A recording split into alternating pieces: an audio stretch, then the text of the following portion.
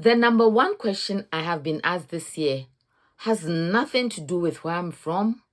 It's simply this: Marianne, how do you find the time? How do you find the energy?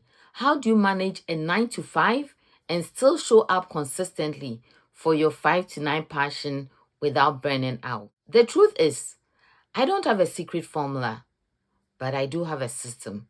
So today, I'm pulling back the curtain to answer 7 questions about the logistics, the discipline, the reality of building, and the reality of building a platform, writing books, and coaching while working full time.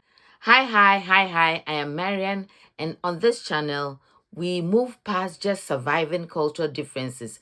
We talk about strategies, we talk about tips, the tips you need to thrive and succeed in the American workplace and in life. Before we begin, thank you. Thank you for subscribing. Thank you for your comments. Thank you for being here. Thank you for being part of the Breaking Through community and our Breaking Through conversations, where we center immigrant voices and real lived experiences, because none of us are meant to do this alone. So, my number one question: how do you do it all? Where do you find the time? Where do you find the energy? Well, it's true, I have a 9 to 5. And what I do here, is my 5 to 9. So how do I do it? Honestly, it comes down to values, intentionality, purpose, and discipline built over time. I make time because I believe this work matters. I won't lie. I won't lie. It is hard work. When what you are doing aligns with your why and your values, the desire to keep going becomes stronger than the urge to quit. This platform, my book, Breaking Through, and this channel exists to support immigrants as we navigate life in the American workplace while staying true to who we are. Culture shock is real. Understanding cultural differences, cultural nuances matter. Blending who you are with where you are takes effort. I don't do everything. I can't do everything. But one thing I know and one thing I do, the word is consistency. I focus on consistency, one step at a time. That has also meant letting go things that are no longer aligned with the mission of this platform or how I want to serve people. My number 2 question is, how do you find guests for your show? Some call it show for your platform. How do I do that? See, I believe deeply in people and in relationships, in building relationships. That is one of the chapters in my book, Breaking Through the Immigrant Handbook for Thriving in the American Workplace. Most of the guests you hear here, are people I've known, followed, observed, or built relationships with over time. Some also come through referrals, connections from people I trust. This platform is built on lived experience, not perfection.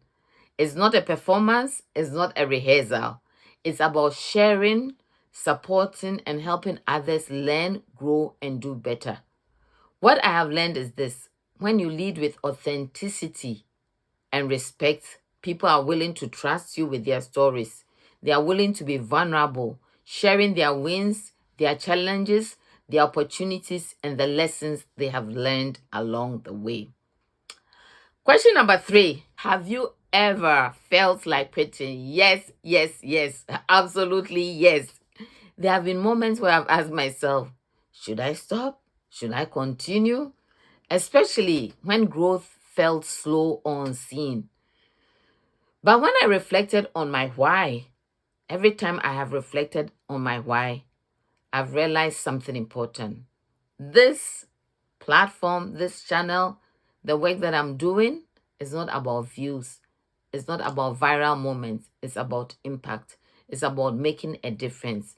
It's about the person watching who needs reassurance that their journey matters, that they are capable of more than what they think. Many of us, I dare say, many of us are only scratching the surface of our potential. Question number 4. How do you stay consistent without burning out? Burnout is real. Have I burned out? Have I felt tired? Yeah. And yes, I have felt tired. What has helped me is learning how to plan and pace myself. I try to map out my week intentionally and be realistic about what I can do. I've also learned the importance of rest and self care. Maybe I should say I'm learning the importance of rest and self care.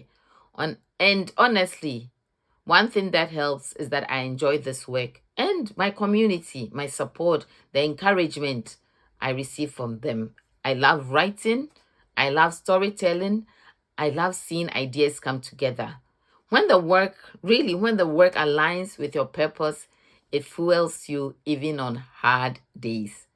So let's get to question number 5. Question number 5. What would you do differently if you were starting again? And I think this question has to do with this YouTube channel. If I were starting again, I would seek clarity much earlier. When we started, when trying to build a YouTube channel, we're hosting conversations and uploading them here, hosting conversations on our Zoom platform and uploading them here without much structure. I didn't know what was a thumbnail, title, and all that. But if I was starting again, I would get clearer sooner, ask more questions earlier, and be more intentional about who I'm speaking to, really tighten my niche, because clarity brings focus and focus helps you keep going. And of course, I would get a coach from the very beginning, YouTube growth coach, a coach to help me or a mentor to help me navigate YouTube, the channel, creating thumbnails and titles. Okay, so what is my question number 6? Question number 6 I have received is, what is your next move? Where is this channel going? I get those questions. Where are you heading? What is all this all about? What I know for sure is this: the mission remains the same. Breaking through immigrant voices is about helping people understand that their stories matter, helping people know how to navigate cultural differences in the workplace, understand politics or know how to play it and play it well. This platform, I know the mission is that people's experiences, immigrant experiences, their challenges and their perspectives are valuable. As we move forward, we will continue refining the platform, looking at the data, listening to you, responding to your comments, seeing what resonates. One thing is certain: the conversations will continue, because immigrant voices deserve space, dignity, and visibility. And the last question, number 7. What advice do you have for immigrant professionals who want to use their voice, but they are afraid? Yes, I started afraid. And coming on, it's interesting how fear can sometimes take over. But my advice is simple: do it even when you're afraid. I believe somebody said that, maybe Joyce Meyer, do it afraid. Don't be afraid. Don't be afraid of visibility. And please, please don't disqualify yourself because you think you have an accent, you're not ready, or you don't belong. Let me say this clearly: you belong. You belong. Don't let your difference disqualify you. Use your difference to make a difference. That is why I wrote Breaking Through the book. That is why I built this platform. My hope is that through my experiences and through my guest stories, their challenges, their growth, their wins, you will be inspired to aim higher, realize your full potential, and create something meaningful and leave a legacy, make an impact. I want you to thrive in the workplace and in life without settling, without burnout, without getting pulled into office politics, and without wasting precious time. If there's one thing I want to leave you with, is this: you don't have to rush your journey. You don't have to shrink yourself to fit in. And you don't have to do this alone. Your path is valid.